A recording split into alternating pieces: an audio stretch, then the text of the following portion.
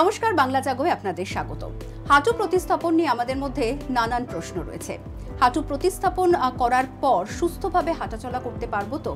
সুস্থ হয়ে উঠতে কতদিন সময় লেগে যাবে? এবং একটা ভয়ও কাজ করে। তবে আধুনিক যে হাইটেক অস্ত্রোপচার নানা ধরনের পদ্ধতি এসছে, তার মাধ্যমে কিন্তু আপনারা দ্রুত সুস্থ হয়ে উঠতে পারেন। আর আজকের আলোচনায় মূলত আমরা যে বিষয় নিয়ে আজ এই অনুষ্ঠানে আলোচনাতে যাব তা হলো fast track knee replacement surgery. আর এই বিষয় নিয়ে আলোচনা করার জন্য এই মুহূর্তে আমাদের স্টুডিওতে উপস্থিত রয়েছেন বিশিষ্ট চিকিৎসক doctor Madhan Thiruvengada, programme director Apollo international fellowship, senior consultant trauma and orthopaedic surgeon, arthroscopy, navigation, robotic joint replacement, trauma and sports injury, Apollo hospital, Chennai, Greams road. এবং এই হসপিটালের হেল্পলাইন নম্বর হচ্ছে 04340401066, হোয়াটসঅ্যাপ নম্বর 9163048748 এবং 8017363636। এবং আপনাদের জানিয়ে রাখি, চেন্নাইয়ে এই অ্যাপোলো হাসপাতালে আপনারা কিন্তু এক ছাদের তলায় সমস্ত রকম পরিষেবা পেয়ে যাবেন। চলে আসছি মূল অনুষ্ঠানে। Sir welcome to our show. Hello sir, पहले जानना चाहेंगे कि TKR fast track knee replacement surgery, सब कोई बहुत क्यूरियस है कि ये आखिर में है क्या? फास्ट ट्रैक नी रिप्लेसमेंट एक कॉन्सेप्ट है। सो इस कॉन्सेप्ट में मैंने क्या किया ना, एक नया तरीके से नी रिप्लेसमेंट करते हैं। इसमें क्या होता है ना, पेशेंट्स को सेम डे या नेक्स्ट डे ही चलना शुरू कर देते हैं। और करने से फ़ायदा क्या होता है ना, पेशेंट का दर्द भी कम हो सकता है। और कम होने से इवन 24 to 48 आवर्स में ही पेशेंट घर जा सकते हैं। सो इसीलिए फास्ट ट्रैक नी रिप्लेसमेंट एक बढ़िया ऑपरेशन है। अभी हम क्या करते हैं, fast track knee replacement robotic assistant में करते हैं। रोबोटिक असिस्टेंट होने से टेक्नोलॉजी अभी काफ़ी बढ़िया हो गया है। इससे पेन भी कम हो जाता है और मोबिलाइजेशन भी ईजी हो जाता है पेशेंट को। वही है robotic assistant fast track knee replacement. Okay, तो क्या हम ऐसे बोल सकते हैं कि ये it's a revolution to manage the osteoarthritis? Definitely when the patient comes, ज़्यादा पेशेंट बहुत एंड स्टेज में आते हैं तो उनका और कोई उपाय ही नहीं है। सो उनको चलने फिरने में भी दिक्कत होती है, तो और सोचते हैं कि हम फिर से कैसे चल सकते हैं या काम काज करने में भी दिक्कत हो सकता है। तभी तो एक न्यूअर टेक्नोलॉजी हम अपोलो चेन्नई में है, robotic assisted fast track replacement. इससे काफ़ी लोग बेनिफिट हो चुके हैं। हम काफ़ी 2-3 साल से ये कर रहे हैं। ऑलमोस्ट अराउंड 1000 नीज रिप्लेसमेंट कर चुके थे और अभी काफ़ी पॉपुलर भी है। सर, ग्रेजुअली हम इसका जो प्रोसीड्योर है और जो हीलिंग प्रोसेस है उस पर जाएंगे। उसके पहले पूछना चाहेंगे, इतना एक्सपीरियंस है आपका, जैसे आपने बोला कि ऐसे बहुत सारे पेशेंट हैं जो सब कुछ ट्रीटमेंट के बाद जब आप लोगों के पास आता है, by that time already they are wheelchair bound, तो रिकवरी का चांसेस कितना होता है? ये अच्छा क्वेश्चन है। आप मैं थोड़ा एग्जाम्पल भी आपको बता सकता हूँ। आप इस वीडियो में देखेंगे या इस एक्सरे में भी आप देख सकते हैं कि ये पेशेंट का उम्र अराउंड 83 है। वो काफ़ी एंड स्टेज में आए थे, चलने फिरने में भी उनका दिक्कत था। कब आने से वो व्हील चेयर बाउंडेड थी और 2 लोग पकड़ कर ही उसको वॉकिंग भी कर सकते थे। इस हालत में है क्योंकि वो काफ़ी देर से छोड़ दिए, क्योंकि वो डेंजर ऑपरेशन है। वो मन में जम जाता है कि वो डेंजर होता है, कभी ठीक नहीं होगा तो। सो इस स्टेज में आए थे। सो वी एवेलुएटेड कम्प्लीटली है। उम्र भी हमने पहला बोला था 83 years old. So complete evaluation करके उसको पूरा डिटेल चेकअप करके फास्ट ट्रैक नी रिप्लेसमेंट किया था।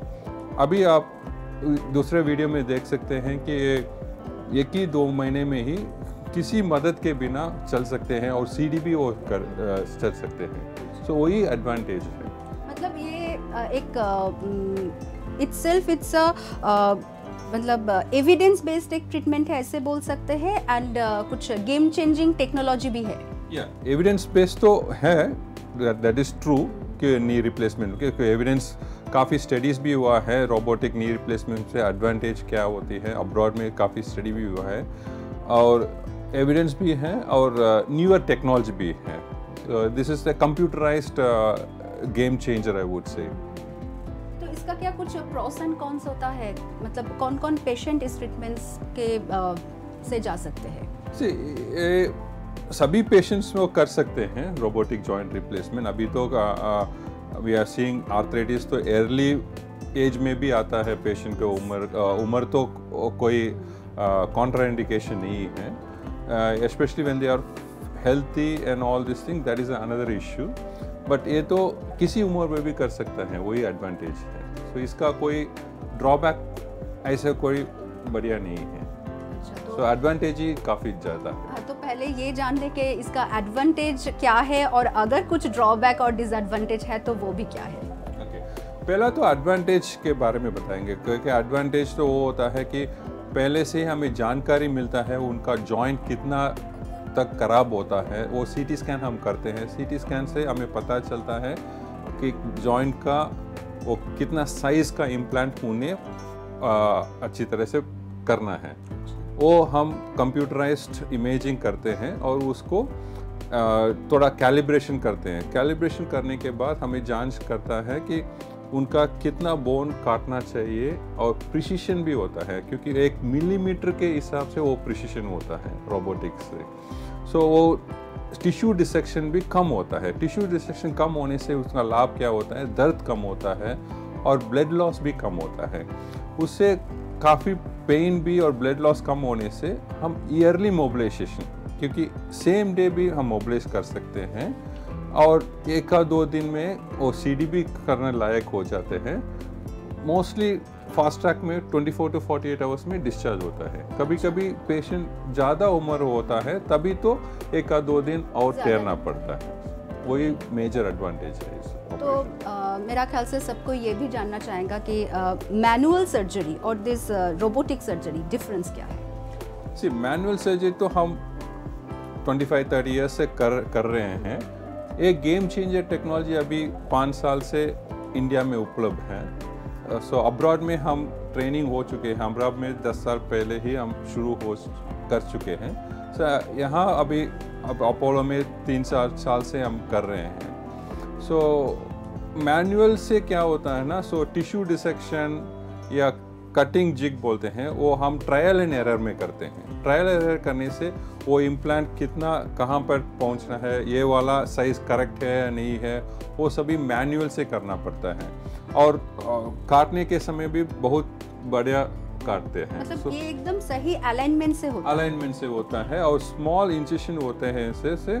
सो वही मेजर डिफरेंस है। और टिश्यू डिसेक्शन भी लेस होता है और बोन कट भी precision more, I would say again and again, precision is the game changer in this. अभी एक बात जानना चाहेंगे कि फिजियोथेरेपी पोस्ट सर्जरी एक इम्पोर्टेंट रोल प्ले करता है, वो क्यों? या definitely all my patients before discharge मेरा एक प्रोटोकॉल होता है कि ये सभी सेट गोल करते हैं, तभी तो हम डिस्चार्ज करते हैं पेशेंट्स को।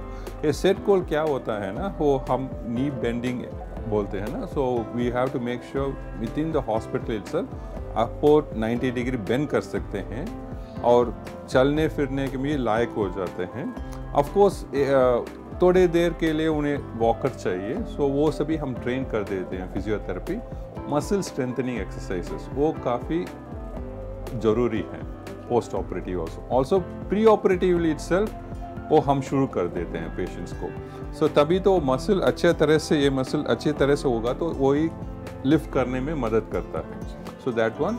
और हॉस्पिटल में ही वो सीढ़ी में चलना लायक बन जाते हैं और टॉयलेट ट्रेनिंग भी कर जाते हैं, वो सभी फिजियोथेरेपी हम करवाते हैं सब। देन मतलब ये सब कुछ भी एक प्रोटोकॉल, ट्रीटमेंट का प्रोटोकॉल है। So and physiotherapy is very important. उसके बाद हम होम फिजियोथेरेपी भी अरेंज कर देते हैं। होम फिजियोथेरेपी करने से उनका भी होम में करने से उनका बहुत विश्वास ज़्यादा बढ़ जाता है, रिकवरी भी चांसेस ज़्यादा होता है। तो क्या यह ऑपरेशन के सेम डे से ही ये एक्सरसाइज या ये नी रिहैब वो स्टार्ट हो जाता है? हाँ, सेम डे। हमने पहले भी बता चुका, सेम डे ही हम मोबिलाइजेशन कर देते हैं। पूरा वजन जम लगाकर चल सकते हैं और उठने फिरने में वो कोई रेस्ट्रिक्शन नहीं है। So you can turn around any side और एनीवेयर। एंड नी बेंडिंग को हम ब्रेस भी नहीं लगाते हैं। सो पेशेंट को बोलते हैं कि आप पूरा वजन लगाकर चल सकते हैं। ओके, ऐसे बहुत सारे एथलीट्स और स्पोर्ट्समैन भी आए हुए हैं आपके पास, तो ये सर्जरी के बाद क्या वो पहले की तरह अपना गेम सब कुछ कर सकते हैं? या वो तो कर सकते हैं, बिकॉज वो उसका सर्जरी थोड़ा डिफरेंट है। सो आर्थराइटिस के बारे में हमने बात किया था। आर्थराइटिस तो एंड स्टेज है। अगर स्पोर्ट्समैन आते हैं तो वो कार्टिलेज डिफेक्ट होता है, cartilage defect, injuries, cartilage event, ligaments, वो ऐसे आते हैं। हमें अभी भी आए थे एक ब्राज़ील से और मेक्सिको से भी आए थे फुटबॉलर्स। सो उनका कार्टिलेज रिप्लेसमेंट करते हैं, वो आर्थ्रोस्कोपी से ही हो सकता है। और वो करने से तुरंत मतलब एटलीस्ट वो 4 to 6 months के बाद, वो रिहेबिलिटेशन के प्रोसेस के बाद, वो प्री ऑपरेटिवली क्या कर रहे थे स्पोर्ट्स, उसका सेम वो कर सकते हैं। अच्छा। और एक और भी बढ़िया चीज़ है रोबोटिक जॉइंट रिप्लेसमेंट के बारे में आपको बता दूं, क्योंकि आपने ये सवाल पूछा था।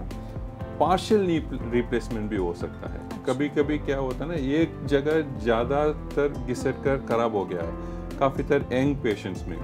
अभी इस वीडियो में देखेंगे तो ये पेशेंट तो अमेरिका से आया था।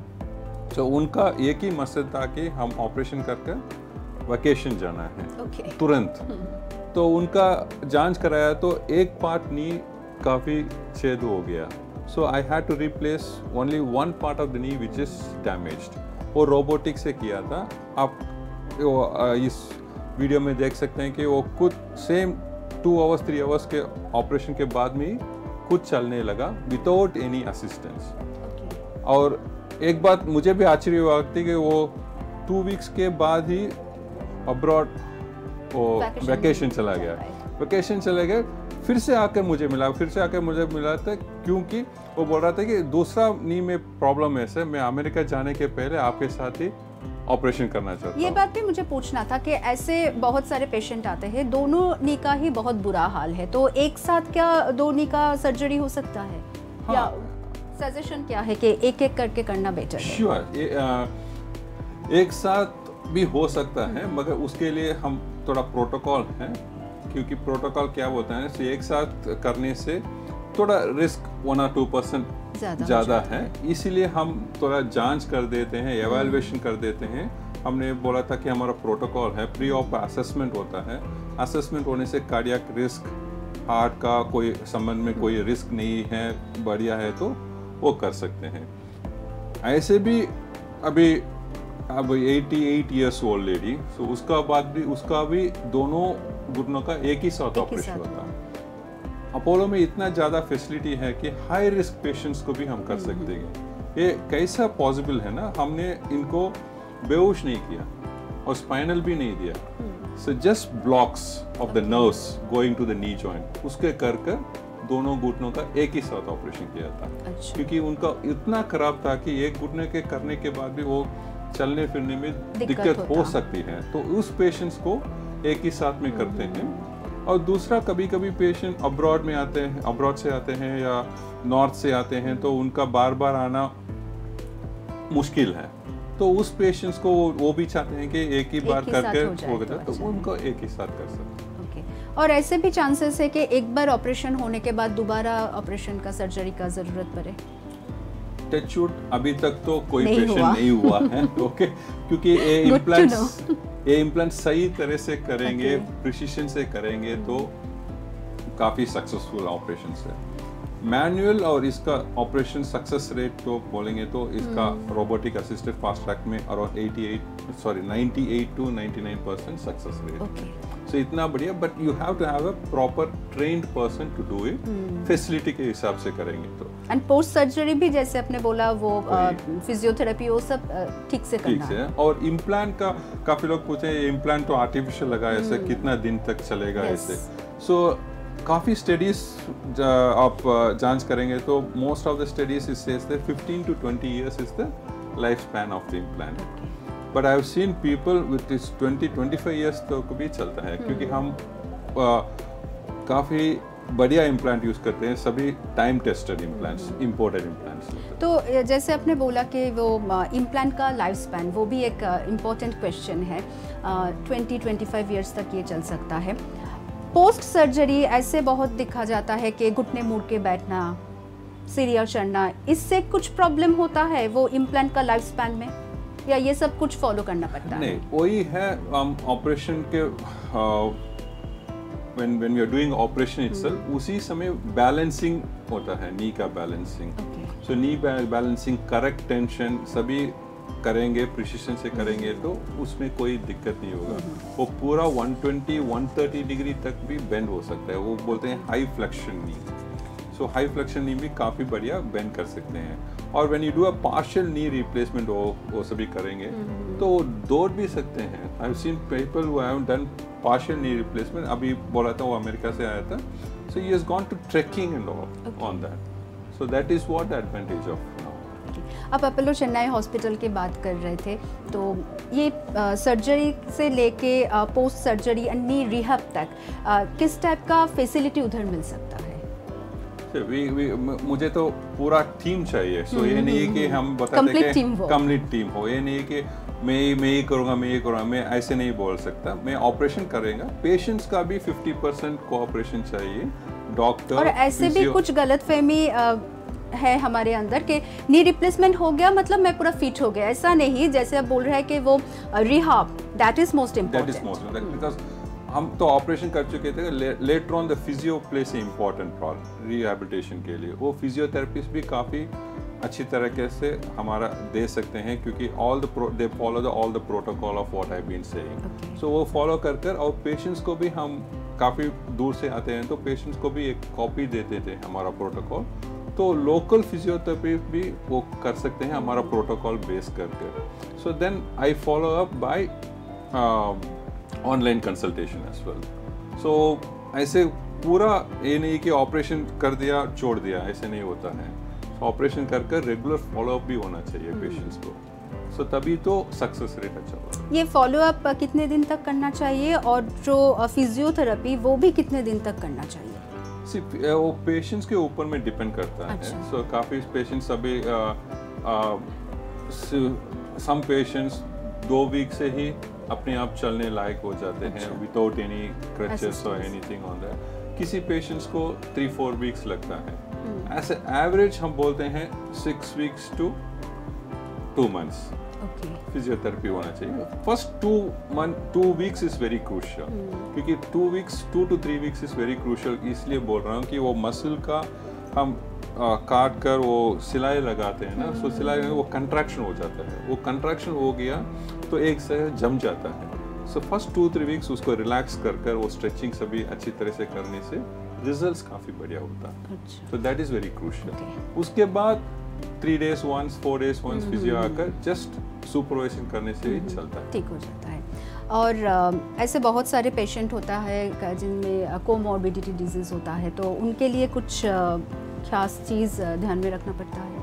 हाँ वो तो है क्योंकि I get lot of complicated cases as well in Apollo क्योंकि हमारा सेंटर ही ऐसा है. So as I told before काफ़ी 85 अभी मेरा कैसे 90 का भी ऑपरेशन हुआ था. उसका हिप रिप्लेसमेंट हुआ था क्योंकि सो उसका रिस्क बहुत ज़्यादा होता है. सो इसीलिए उनका एनेस्थीसिया कौन सा मेडिसिन चाहिए वो सभी हम कैलकुलेट करते हैं. सो इसलिए हम बोलते हैं टीम होता है एनेस्थीसिया, मेडिकल डॉक्टर, कार्डियोलॉजिस्ट सबको मिलाकर रिस्क असेसमेंट होता है. रिस्क असेसमेंट के बारे में ही हम उनको क्या कहते हैं वो कौन सा एनेस्थीसिया अच्छा होगा.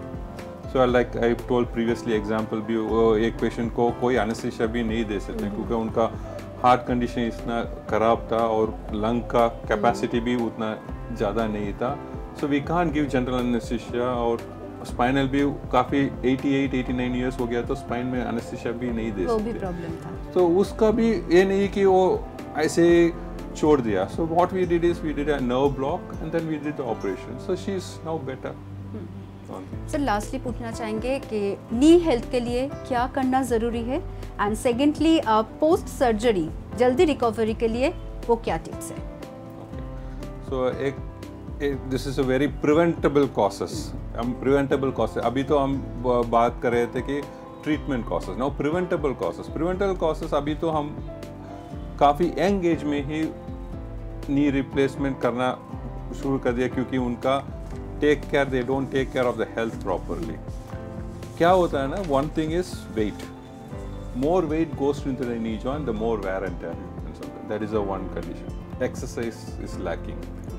एक्सरसाइज ये नहीं कि थोड़ा चल दिया फिर दिया, सेडेंटरी लाइफस्टाइल वो दूसरा हो गया। एंड डाइट प्रैक्टिस अभी तो जंक फूड वो सभी हो गया, सो that is also bad habit.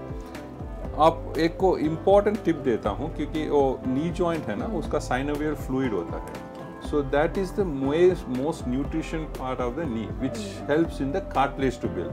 आप sedentary lifestyle मानेंगे तो वो fluid उतना नहीं होता है, so then what happens is the nutrition to the cartilage is going out, then early arthritis it develops on that। this is how degenerative arthritis। दूसरा arthritis तो रूमेटॉइड आर्थराइटिस होता है या ट्रॉमा वजह से भी आर्थराइटिस होता है, वही है। इन ए नटशेल प्रिवेंटिव कॉस्ट बोलेंगे तो ओबेसिटी, वजन कम करना, डाइट अच्छी कम करना, exercise, so this is the 3 main reason which we can prevent early arthritis. बुढ़ेपे में तो सबको आता है नी रिप्लेसमेंट। कभी कभी तो 70 ईयर्स 80 ईयर्स फार्मर को हम देखते हैं तो उनका नी उतना खराब नहीं है, क्योंकि दे डू activities and work, so keep your joint mobile. I have seen some patients आते हैं तो वो डॉक्टर ने बोला था हमें चलना फिरना नहीं चाहिए, उससे काफ़ी खराब हो जाता है, वो ऐसे नहीं है। So how much you can walk, please do the walking, that's what I would advice to. Thank you sir for sharing all this information.